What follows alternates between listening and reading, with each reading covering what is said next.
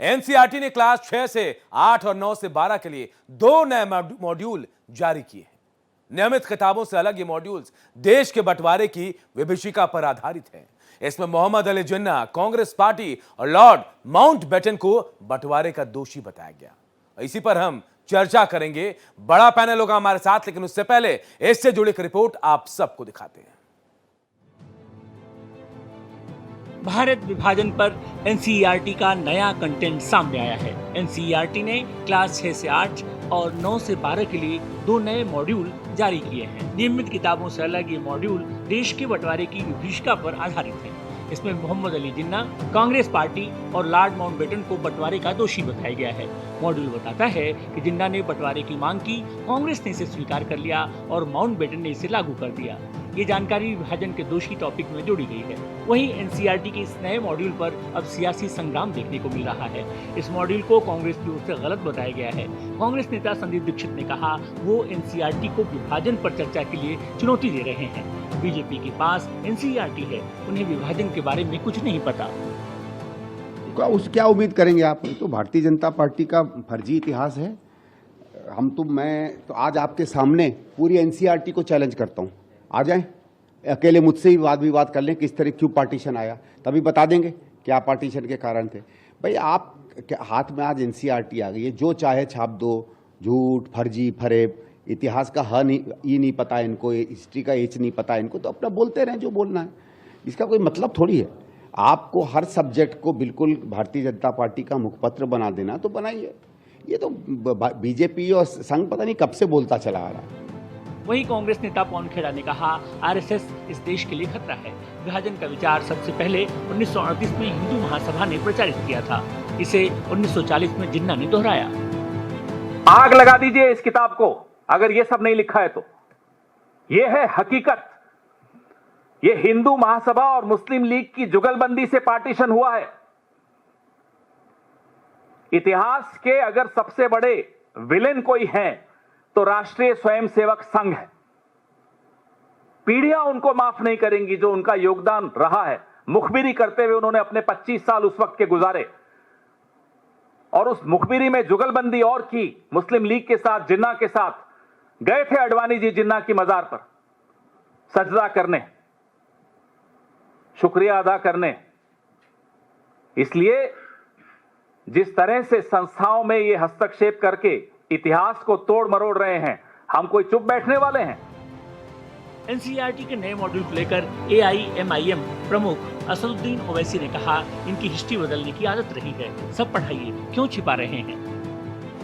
ये आप अपनी आइडियोलॉजी को दुनिया के सामने अच्छा जाहिर करने के लिए आप दूसरों को बता रहे हैं बुरे हैं, अच्छे। अरे भाई आप सब चीज पढ़ाइए, क्यों छुपा रहे हैं चीजों को आप? ये तो हमेशा हिस्ट्री बदलने की आदत तो शुरू से आरएसएस बीजेपी की रही है ना। जब कभी ये सत्ता में रहे हैं इनका एक ही काम रहा है। वहीं आम आदमी पार्टी के नेता सौरभ भारद्वाज ने कहा कि विभाजन के लिए सिर्फ कांग्रेस को जिम्मेदार ठहराना ठीक नहीं। देखिए, आप इतिहास को अगर देखेंगे तो हिंदू महासभा और आरएसएस हमेशा से टू नेशन थ्योरी का सपोर्ट करते रहे। विनायक दामोदर सावरकर ने जो अपनी किताब लिखी 1923 में हिंदुत्व, उसमें उन्होंने 2 देशों की थ्योरी कही कि हिंदुओं के लिए एक अलग होना चाहिए, मुसलमानों के लिए एक अलग होना चाहिए। तो जाहिर सी बात है, जिन्ना हो, हिंदू महासभा हो और आरएसएस हो, ये सभी लोग भारत के विभाजन के पक्ष में थे। तो भारत के विभाजन के लिए आप सिर्फ कांग्रेस को जिम्मेदार ठहरा दें, ये ठीक नहीं है, या जिन्ना को जिम्मेदार ठहरा दें, ये ठीक नहीं है। आपको आरएसएस और हिंदू महासभा को पूरी जिम्मेदारी देनी पड़ेगी, क्योंकि इन्होंने इस थ्योरी की कई बार फॉर्मली वकालत की। एनसीईआरटी के नए मॉड्यूल पर विपक्ष हमलावर है। जाहिर है इस मुद्दे पर सियासी घमासान छिड़ गया है। Bureau report, Bharat express. तो एनसीईआरटी के इस नए मॉड्यूल ने एक नया बहस छेड़ दिया और इस बहस में कांग्रेस और विपक्ष के तमाम लोग अब बीजेपी और एनसीईआरटी के खिलाफ बयान दे रहे हैं।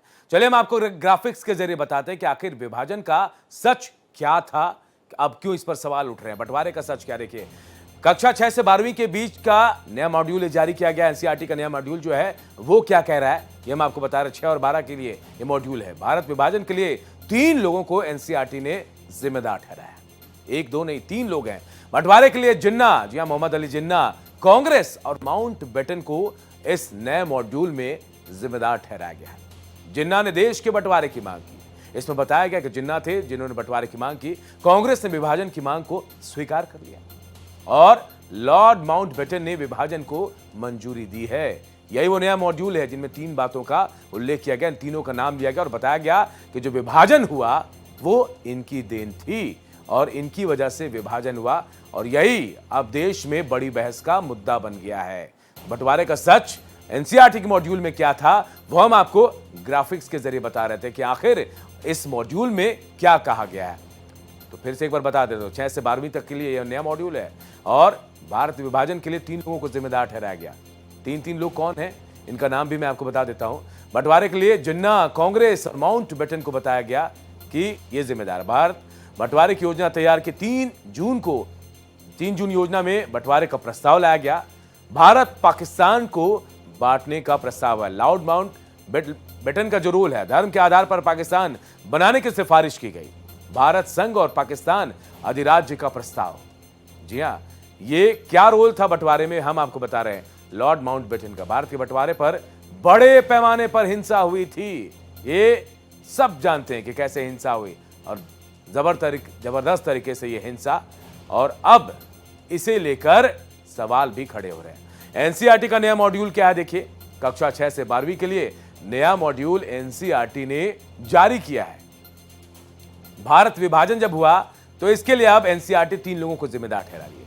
कांग्रेस, जिन्ना, माउंटबेटन ये बंटवारे के लिए जिम्मेदार है। नए मॉड्यूल में यह बताया गया है जिन्ना ने देश के बंटवारे की मांग की थी और उसके बाद कांग्रेस ने विभाजन की मांग को स्वीकार कर लिया। लेकिन इस पर मुहर किसने लगाई? लॉर्ड माउंटबेटन ने विभाजन को मंजूरी दी है और ये नया विवाद जिस पर अब खूब सियासत भी हो रही है। सियासत ऐसी कि पूरा विपक्ष एनसीईआरटी, बीजेपी, आरएसएस को घेर रहा है और सवाल भी खड़े कर रहा है कि ये अभी क्यों, और अगर ऐसा है इतिहास बदलने का रिवाज जो है वो आरएसएस, बीजेपी का रहा है ये कहा जा रहा है, जबकि बीजेपी अपने तरीके से डिफेंड भी कर रही है। और हमारे पास एक बड़ा पैनल है, सीधे उनका रुख करते हैं क्योंकि मुद्दा बड़ा है। अनूप संडा, प्रवक्ता समाजवादी पार्टी के हमारे साथ जुड़े हैं। रत्नाकर सिंह, बीजेपी के प्रवक्ता हमारे साथ हैं। ज़ेबा खान, प्रवक्ता कांग्रेस के हमारे साथ हैं और हम कोशिश करेंगे कि और भी जो मेहमान हैं उनको जोड़ते जाएं। लेकिन बहुत बहुत स्वागत है आप सबका। सबसे पहले मैं जेबा जी आपके पास आऊंगा। सवाल आपने खड़े किए, क्या आरोप लगा रही हैं आप? ये जो नया मॉड्यूल है इसे आप कैसे देख रही हैं? देखिए, 1938 में साबरमती नदी के किनारे में हिंदू महासभा का अधिवेशन, राष्ट्रीय अधिवेशन होता है और पहली बार उस अधिवेशन में ये बोला जाता है कि इस देश में हिंदू और मुसलमान एक साथ नहीं रह सकते हैं। उसके बाद से लाहौर अधिवेशन होता है मुस्लिम लीग का 1940 में और तब वहां पर जिन्ना बोलते हैं, सेम बात को दोहराते हैं और ये दोनों की मर्जी से, दोनों की आइडियोलॉजी एक जैसी थी, उससे ये देश विभाजित हुआ है, ना कि कांग्रेस के कहने पर। और कांग्रेस ऐसा चाहती थी, कांग्रेस आज भी नहीं चाहती है और पहले भी नहीं चाहती थी। लेकिन इनका एक थ्योरी हमेशा रहा है, बिना कांग्रेस को बदनाम किए ये कुछ नहीं कर सकते हैं। बिना कांग्रेस का नाम लिए, कांग्रेस को बदनाम किए एक कदम नहीं चल सकते। जब सवाल इन पर आता है और सवाल पूछा जाता है कि मशीन रीडेबल वोटर लिस्ट चाहिए, सवाल पूछा जाता है कि पूरे देश में इस डिजिटल वोटर लिस्ट दीजिए, वोट की चोरी हो रही है, राहुल गांधी जी पूरा दिखा रहे हैं, विश्लेषण किस तरह होती है, उस मुद्दे पर बात करने के बजाय एसआईआर के थ्रू बिहार में 65 लाख वोटर्स के अधिकारों को, वोट के अधिकारों को किस तरह छीना गया है। और कल 17 तारीख को राहुल गांधी जी का बिहार में 16 दिन का 1300 किलोमीटर का यात्रा हो रहा है। बिहार में वोटर चोरी के लिए आवाज उठा आ रहे हैं, जो वोट चोरी किया गया, वोटरों के लिए अधिकार के लिए यात्रा निकाल रहे हैं, तो अब इस तरह के मुद्दों को बहस में लाया जा रहा है ताकि देश की जनता जो है वो जो मुख्य देश के प्रॉब्लम्स है, जो मुख्य मुद्दे हैं, उनसे भटकाया जा सके। तो आप इतना भी झूठ बोल लीजिए। देखिए आरएसएस का क्या इतिहास रहा है। जब आजादी से पहले आप अंग्रेजों की मुखबरी करते थे, माफी मांगते थे, और आजादी के बाद आप अपने मुख्यालय पर 50 साल से ज्यादा, लेकिन जेबा जी चलिए, नहीं आप जो आरोप लगा रही हैं, आप जो आरोप लगा रही जेबा जी, कांग्रेस कैसे आ गई बिना किसी सबूत के, बिना तथ्य के? एनसीईआरटी ऐसा कर सकती है जेबा जी? आपको ऐसा लगता है बिना तथ्य के किसी को मॉड्यूल में शामिल कर लेना या फिर एजुकेशन में सिलेबस में शामिल कर लेना संभव है जेबा जी?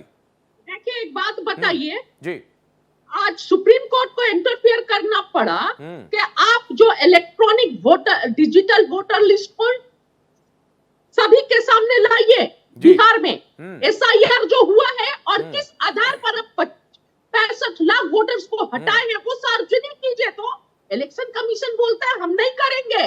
क्यों नहीं करेंगे भाई? इलेक्शन कमीशन जो है, ईसीआई एक स्वतंत्र संस्था है और वो देश के लिए कर रहे हैं। और एक निष्पक्ष चुनाव कब होता है? जब हर चीज सार्वजनिक हो, जनता देखे समझे, वजह पता होने का हम लोगों का अधिकार है, देश के अधिकार है और बिहार की जनता का अधिकार है ये।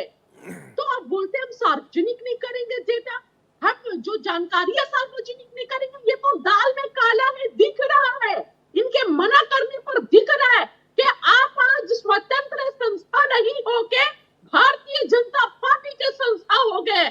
और बहुत अफसोस की बात है, शर्मनाक है कि आपको क्या लगता है कि आप इस तरह वोट चोरी करके और चलिए मुद्दा वो नहीं है जेबा जी, के अधिकार को छीन लेंगे। चलिए जेबा जी, मैं आपके पास वापस आऊंगा, रत्नाकर जी आपके पास आता हूं। बोलना चाहूंगी जी, एक वो समय था अनूप जी, एक लास्ट बार जी बिल्कुल, एक वो युग था जो अंग्रेजों से इस देश को आजादी दिलाई, वो गांधी थे, सत्य और अहिंसा के रास्ते पर चलकर। और आज के युग के गांधी राहुल गांधी है जो इन वोट चोरों से और वोट चोरी से इस देश को मुक्ति दिलाएंगे और बिहार की जनता के लिए आवाज उठाएंगे और लड़ाई लड़ेंगे सड़क से लेकर सदन तक। चलिए मैं वापस आऊंगा जेबा जी आपके पास। रत्नाकर जी, बहुत सारे सवाल आपके ऊपर उठ रहे हैं, आपके पार्टी के ऊपर उठ रहे हैं, लेकिन मेरा एक सवाल है, जब से एनसीईआरटी का गठन हुआ तब से आज तक क्या अब पता चला एनसीईआरटी को इन तमाम चीजों का जो अब मॉड्यूल में लाया गया? पहले क्यों नहीं पता चल पाया? पढ़ाई सिलेबस बहुत पहले से थी, एनसीईआरटी को इतना देर क्यों लग गया ये बताने में कि भाई ये 3 लोग जिम्मेदार थे? हम तो इतिहास कुछ और पढ़ कर आए। देखिए अनुप जी, सर सबसे पहले तो मैं यही कहना चाहूंगा कि कांग्रेस सरकार ने बहुत सुनियोजित तरीके से शिक्षा नीति का निर्धारण किया। और सबसे पहले शिक्षा मंत्री कौन थे? मौलाना अब्दुल कलाम आजाद। 11 वर्ष तक शिक्षा मंत्री रहे। और आप जानते हैं, तमाम आपने भी इतिहास पढ़ा होगा कि किस तरह से हमारे महापुरुषों को, जो हिंदुत्व और हिंदुस्तान की रक्षा के लिए अपना सर्वस्व जिन्होंने अपना न्यौछावर कर दिया, उनके इतिहास को न पढ़ा करके उनको चंद पन्नों में सिमटने का काम किया। और मुगलों का जो आतताई थे, जो आक्रांता थे, जिन्होंने हमारे मंदिरों को तोड़ा, औरंगजेब को महान कहलाया गया इतिहास के पन्नों में, यही पढ़ाया गया हम लोगों को। तो निश्चित रूप से एक बहुत बड़ी गहरी साजिश के तहत जब 11 साल मौलाना ही शिक्षा मंत्री रहेंगे तो शिक्षा नीति का निर्धारण तो इसी प्रकार होगा ना। तो ये समझने वाली और सोचने वाली बात। दूसरी चीज, अभी मोहतरमा यहाँ पे कह रही थी कि 1938 में जब हिंदू महासभा ने पहले प्रस्ताव 2 नेशन थ्योरी का दिया, ये बिल्कुल झूठ और गलत कह रहे। 1876 में अलीगढ़ विश्वविद्यालय में सर सैयद अहमद ने 2 नेशन थ्योरी का जो है ये कॉन्सेप्ट लेकर आए थे। और तब से ये जो है दो राष्ट्र की बात हो रही थी। और मैं ये कहना चाहूंगा कि सबने देखा विभाजन विभीषिका, सब जानते हैं उसके बारे में कि विभाजन विभीषिका में 10 लाख से लोग ज्यादा मरे थे और लगभग 1.5 करोड़ लोग अपने बाहुल्य, जो संप्रदाय बाहुल्य देश में जाकर शरणार्थी बने थे। इतनी बड़ी विभीषिका थी। इसका जिम्मेदार कौन था? इसका कारण क्या था? इसका कारण था लालच, इसका कारण था सत्ता में बने रहने के लिए, प्रधानमंत्री पद पे बने रहने के लिए पंडित नेहरू ने जब ये मांग उठाए, लोगों ने, जिन्ना ने जब ये मांग उठाया टू नेशन का, तो इन्होंने सहज रूप से स्वीकार किया। ये अगर कहते हैं कि शांतिपूर्वक हम बंटवारा चाह रहे थे, नहीं अगर आप शांति आप चाहते अगर इस जो देश बात में कह रहे पूरा कर लेता। हैं, अगर मैं समझ पा रहा हूं, अगर नेहरू जी ने स्वीकार किया, अगर नहीं करते तो क्या होता? इसका डर था? नहीं, उस आपने स्वीकार किया, माउंटबेटन ने जब मीटिंग किया, आपने स्वीकार किया, तभी तो दो राष्ट्र बना, तभी तो पाकिस्तान और भारत बना। और आपने देखा 10 लाख से ज्यादा लोग मारे गए उसमें।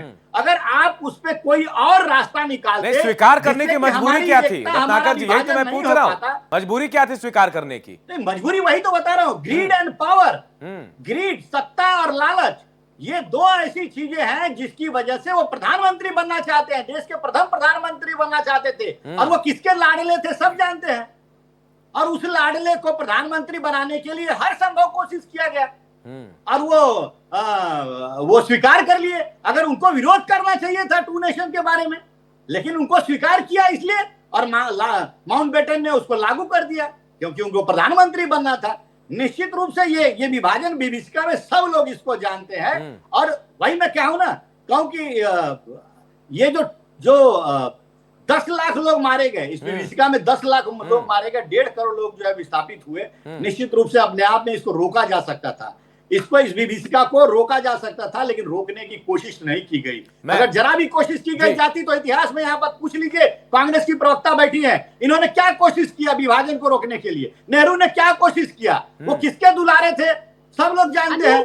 कौन प्रधानमंत्री, प्रथम प्रधानमंत्री बनना चाहते था सब लोग जानते हैं। और ये आज आरोप हमारे ऊपर लगा रहे हैं। अरे मैं आपको बता दूं अनूप जी, ये वोट चोरी का आरोप लगा रही हैं, ये वोट चोरी का आरोप लगा रही है। मोहतरमा को शायद ये खबर नहीं है कि इस देश में अंतरिम प्रधानमंत्री बनने के लिए जब नेता का चुनाव हुआ था, उस समय भी वोट चोरी किया गया था।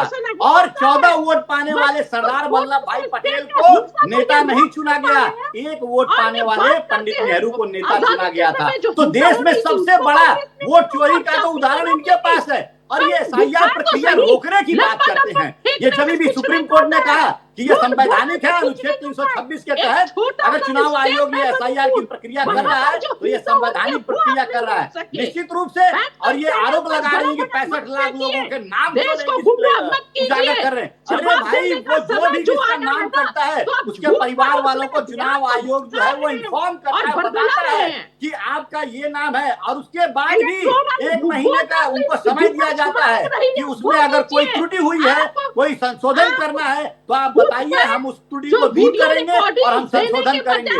लेकिन ये क्या है, जनता को गुमराह करना है इनको।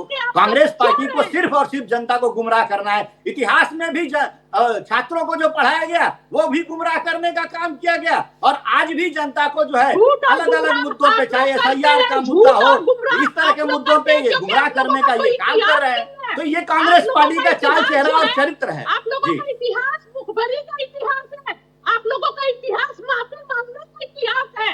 आप लोगों के पास नहीं, इसलिए हमारा स्वार्थिक इतिहास, हमारे आजादी के दीवाने, जिस मौलाना ने 11 साल तक शिक्षा मंत्री रहते हुए हमारे देश के महापुरुषों के इतिहास को नहीं पढ़ाया, चंद पन्नों में सिमट के रख दिया।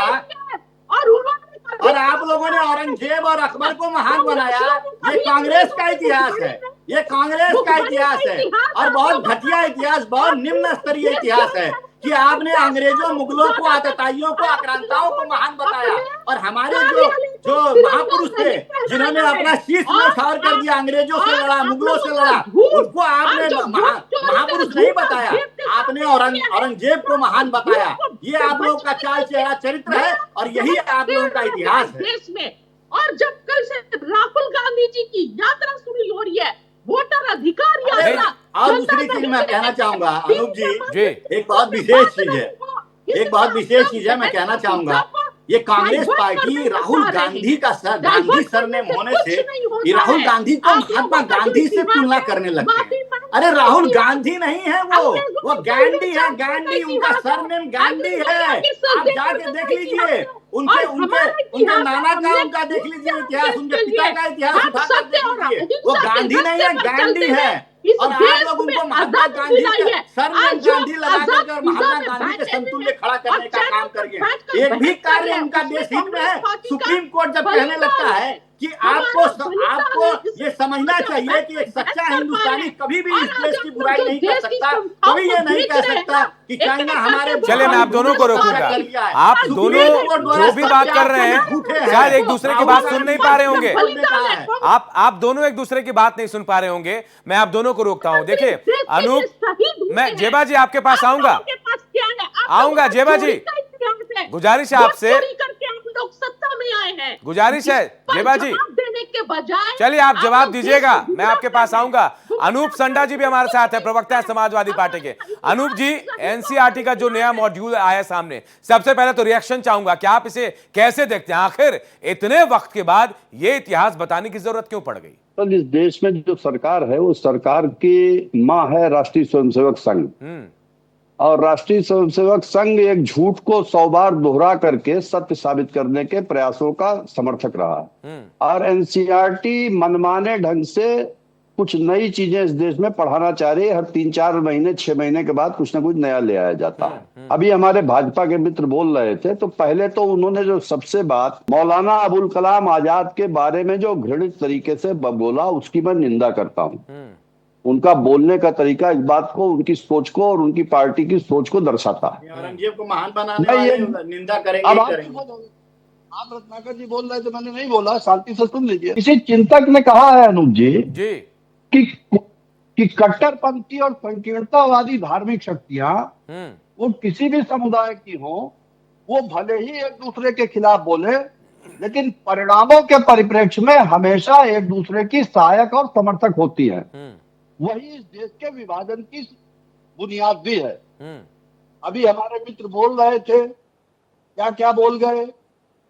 सबसे पहले 1923 में जब जेल में थे सावरकर, जो हिंदू महासभा के कर्ता धर्ता थे और राष्ट्रीय स्वयंसेवक संघ के आदर्श थे, उन्होंने हिंदुत्व हु इज हिंदू में लिखा कि हिंदू और मुसलमान दो अलग ऐसे ऐसे लोग हैं जो जिनकी ना परंपराएं मिलती हैं, ना जिनकी संस्कृति मिलती है, ना जिनका एक दूसरे से कोई तालमेल है। और इस बात को प्रतिपादित करने का प्रयास किया कि हिंदू और मुसलमान एक देश में नहीं रह सकते।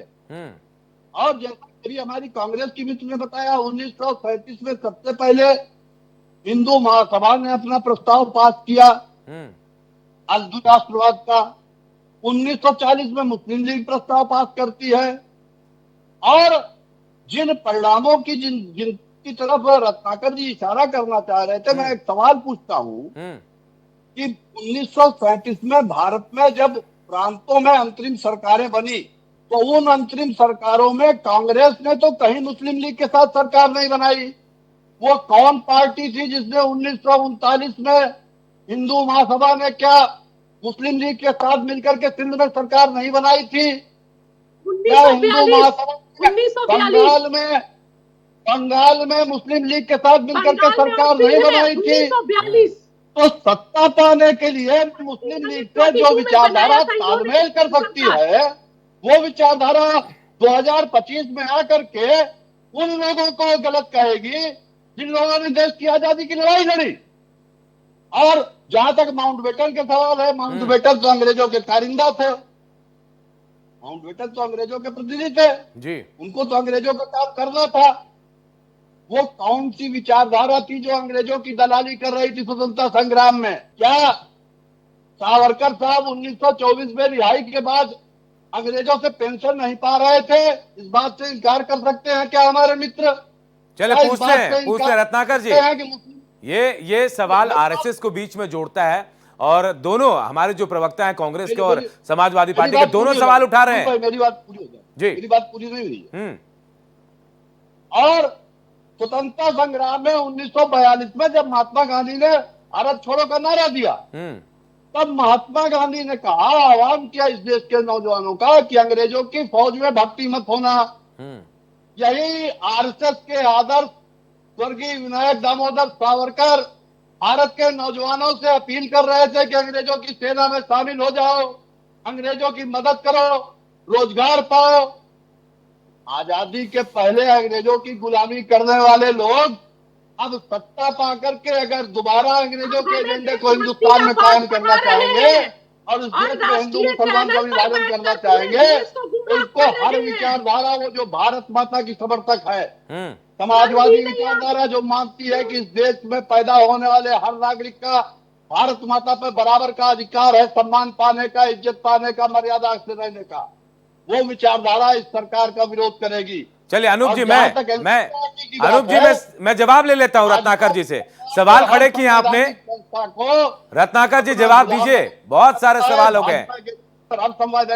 अनूप जी देखिए ये समाजवादी पार्टी अभी कह रही थी कि जब भी मैंने जो भी आरोप लगाया उन आरोपों के बारे में इनको तिलमिलाहट हो जाती।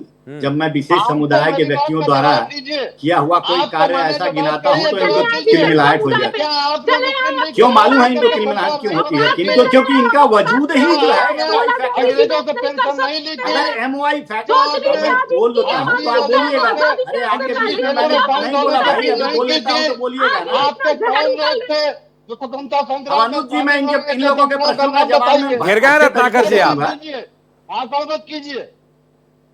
हाँ सुन लीजिए, हो गया आपका। हाँ बोलिए। देखिए ये वही समाजवादी पार्टी है जिसको सिर्फ MOI फैक्टर दिखता है।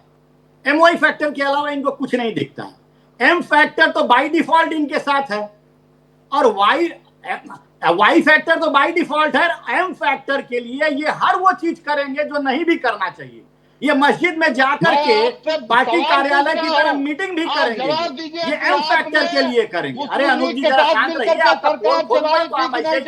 ऐसे ही तिलमिलाएंगे, ऐसे ही पेट में दर्द होगा। जरा सुन लीजिए पेट में दर्द ऐसे ही होता है, पेट में दर्द ऐसे ही होता है। अभी मैंने कहा कि सर सैयद अहमद 1876 में 2 नेशन की थ्योरी सबसे पहले लेकर के आए थे।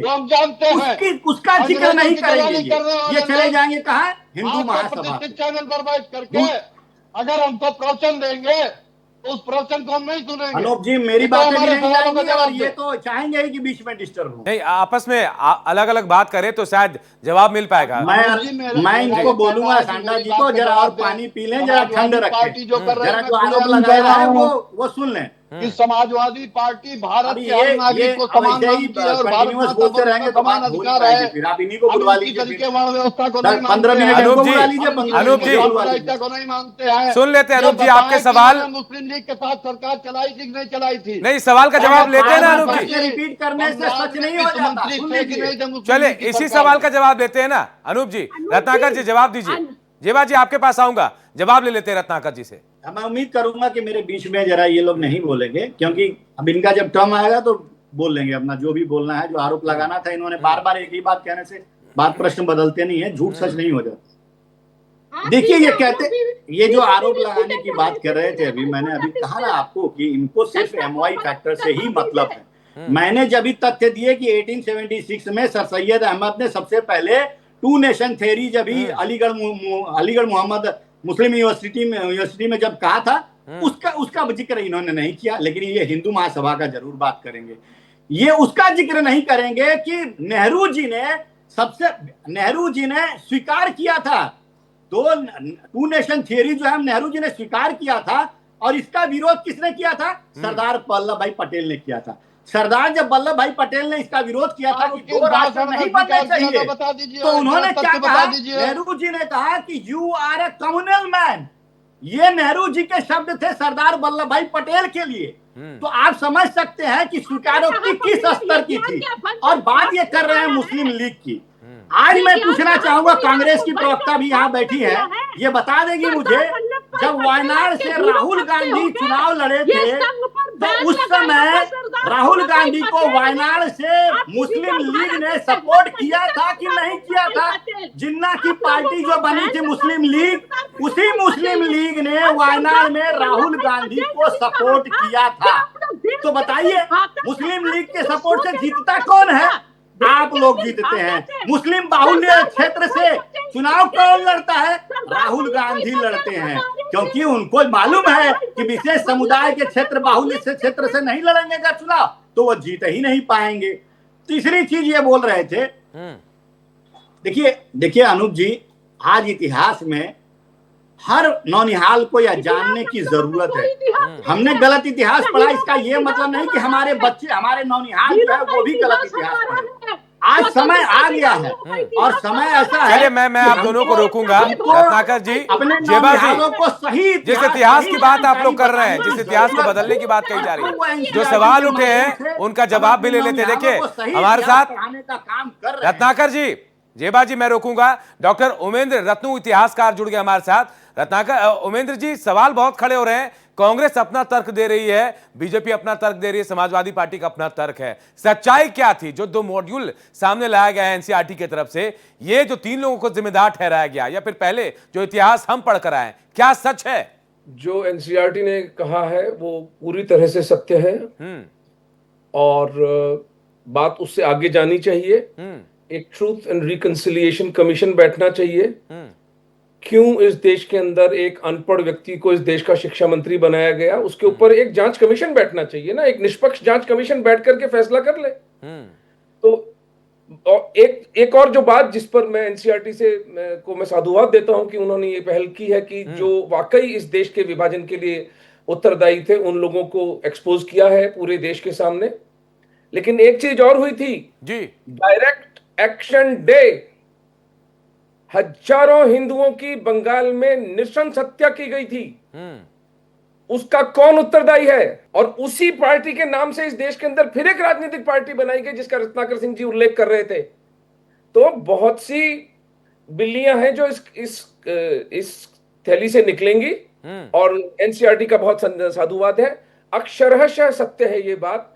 कोई भी तथ्यों पर आकर मुझसे बहस करना चाहे तो कर ले। लेकिन उमेंद्र जी, मेरा एक सवाल है कि आखिर इतनी देर क्यों हुई?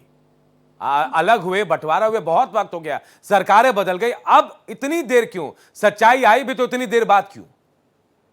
कांग्रेस की चालबाजियां, वामपंथियों को जो पूरा प्रश्रय दिया इन्होंने, तो उन्होंने पूरे इतिहास को झुठला दिया। जैसे कि इस देश के अंदर मुगलों ने जो अत्याचार किए उसका सत्य लाने में भी इसी सरकार को 11 वर्ष लग गए। हम तो तब से चीख रहे हैं कि सत्य होना चाहिए, सत्य बोलना चाहिए। और हिंदू नेतृत्व की कमजोरी भी है। हम हमारे जो राजनीतिक नेतृत्व है वो बहुत फूंक के कदम रखते हैं। मैं कई वर्षों से डिमांड कर रहा हूं कि अंतरराष्ट्रीय इतिहास जानकारों को बुलाया जाए जिसमें वामपंथी भी हो और हमारे सामने लाके बिठा दिया जाए। मेरे साथ डॉक्टर विक्रम संपत, डॉक्टर मीनाक्षी जैन, आभास मल्हदियार, इस तरह के लोग हम बैठे और दूध का दूध पानी का पानी हो जाए।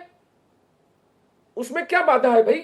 सत्य को कौन छुपाना चाहता है? चलिए, तो चोरी कर रहा है, वो सत्य को छुपाना चाहता है। जी, मैं उमेंद्र जी आपके पास कारण था वामपंथियों की चालबाजियां जी और हिंदू नेतृत्व का थोड़ा ढुलमुल रवैया। हाँ, उमेंद्र जी मैं आपके पास आऊंगा। जेबा जी, आप सुन पा रहे हैं? डॉक्टर उमेंद्र रत्नू इतिहासकार हैं, ये भी कह रहे हैं कि सच है, एनसीईआरटी ने जो मॉड्यूल लाया अक्षर सा सत्य है। जी, पूछना चाहूंगी कि रत्नाकर जी ने इस पर कोई किताब पहले लिखी है क्या इस बारे में? मोदी जी के आने से पहले ये इतिहास को ठीक करने के लिए कोई अपील की थी एनसीईआरटी में? कोई किताब लिखी है ये उजागर करने के लिए, या आज इनको ये इतिहास नया नया पढ़कर आए हैं?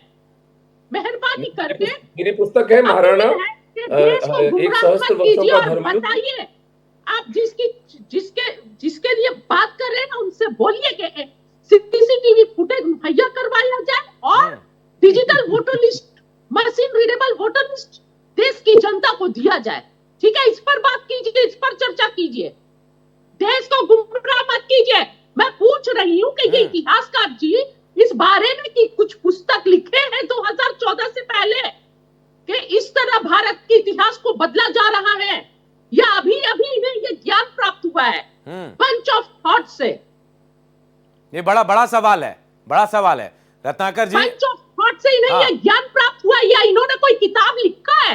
अगर इतना बड़ा इतिहास बदला जा रहा है, कांग्रेस देखिए आनंद जी, अभी हमारे इतिहासकार यहाँ बैठे हैं, मेरी बात को सच साबित किया। मैंने आपको कहा ना कि जिस देश में 11 साल तक एक मौलाना शिक्षा मंत्री रहा तो शिक्षा नीति का निर्धारण किस तरह से किया गया ये आप समझ सकते हैं। जब हमारे महापुरुषों को जो है चंद पन्नों में सिमट दिया गया और मुगलों को पढ़ाया गया और उनको महान बताया गया। जो विदेशी आक्रांता थे उनको महान बताने का काम जो है एक मौलाना ने 11 साल तक इस देश में शिक्षा नीति के माध्यम से किया।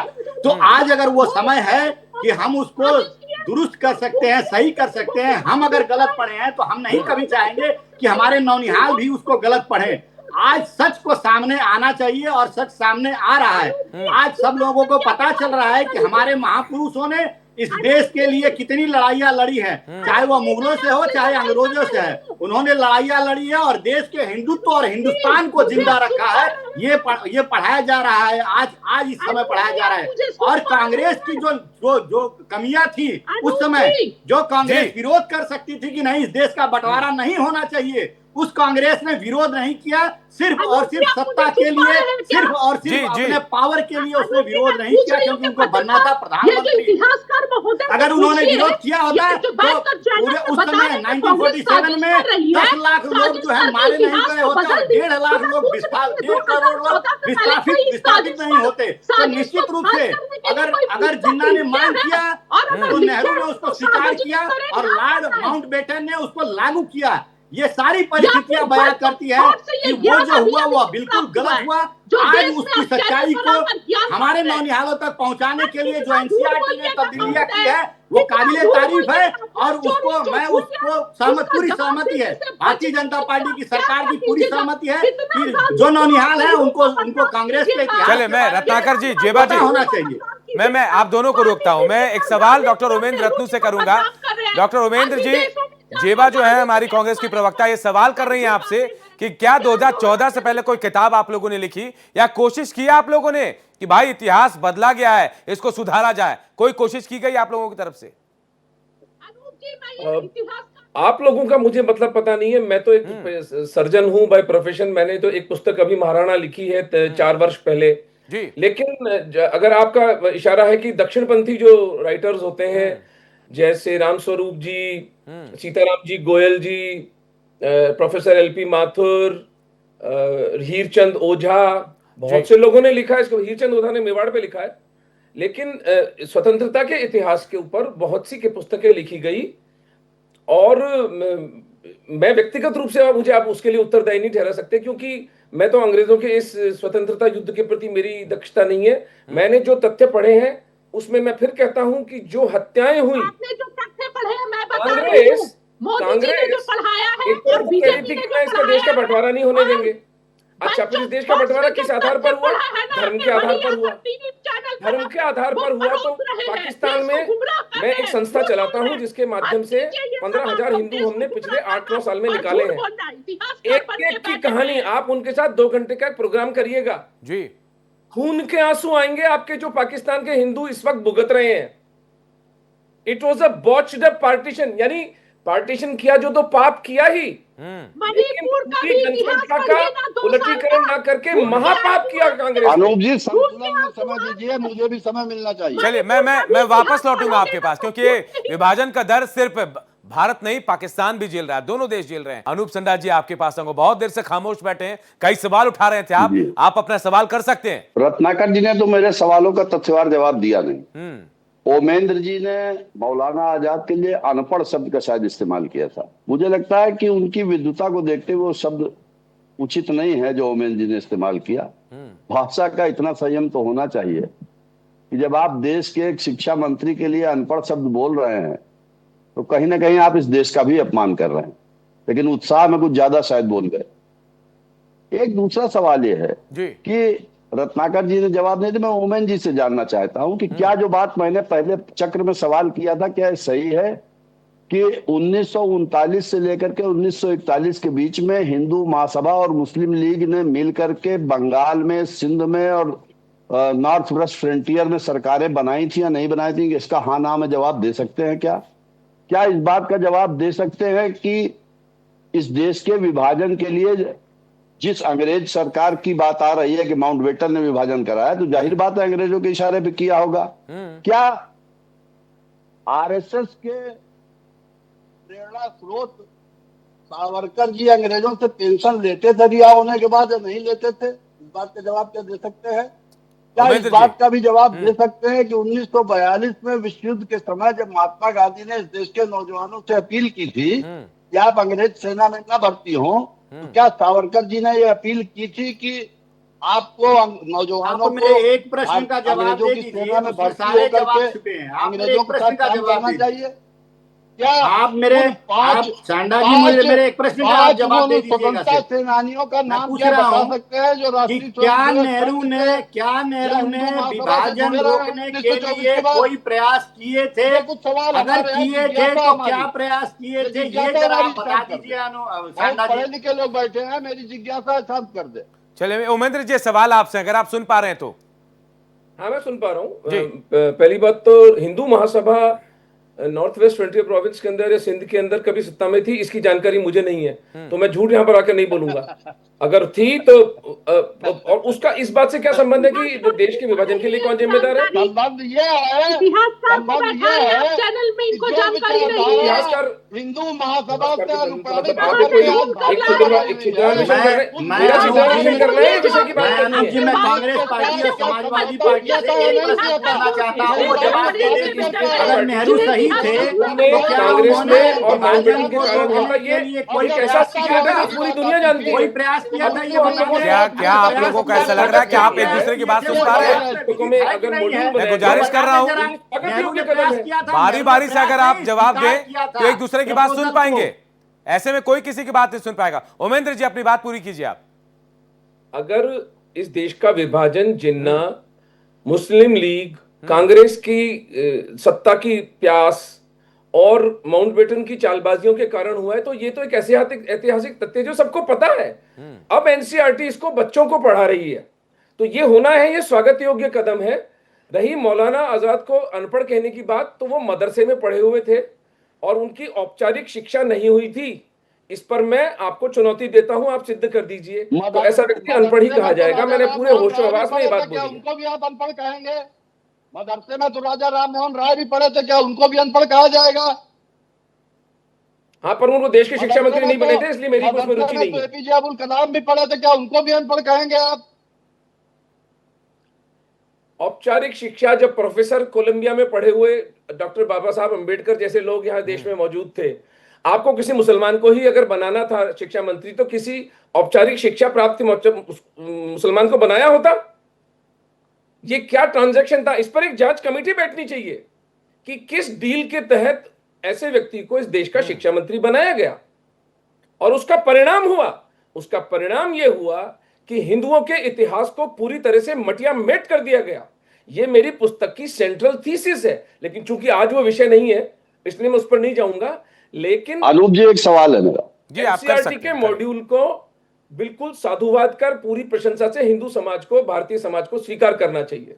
जी, ओमेंद्र जी बहुत विद्वान इतिहासकार है, मैं इस बात को स्वीकार कर रहा हूँ, लेकिन मुझे बड़ा आश्चर्य हो रहा है कि ओमेंद्र जी जैसा विद्वान इतिहासकार इस बात के बारे में जानकारी नहीं रखता है कि 1939 में क्या सिंध में मुस्लिम लीग और हिंदू महासभा ने सरकार बनाई थी कि नहीं बनाई थी?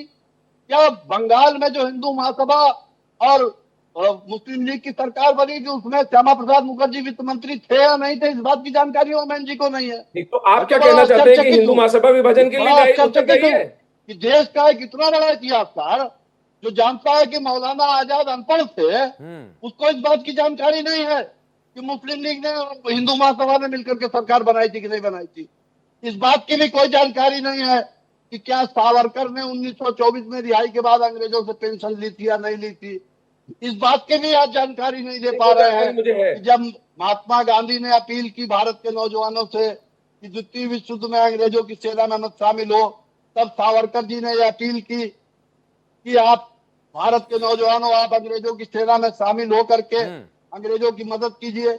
इन सारे तो मैं भी उसका समर्थन करता हूँ, मैं भी उस अपील का समर्थन करता हूँ। और अगर सावरकर जी ने फासिज्म था, ज्यादा बड़ा खतरा उस वक्त हिटलर था, पराजित करना आवश्यक था, वरना पूरी वैश्विक गुलामी होती। और उस तालमेल का भी याद हो सकता है, उसका संदर्भ अलग है, विभाजन। लेकिन वो आज विषय नहीं है ना डिस्कशन करने का। हमारा विषय आज ये है भारत की पवित्र वैदिक भूमि का विभाजन 3।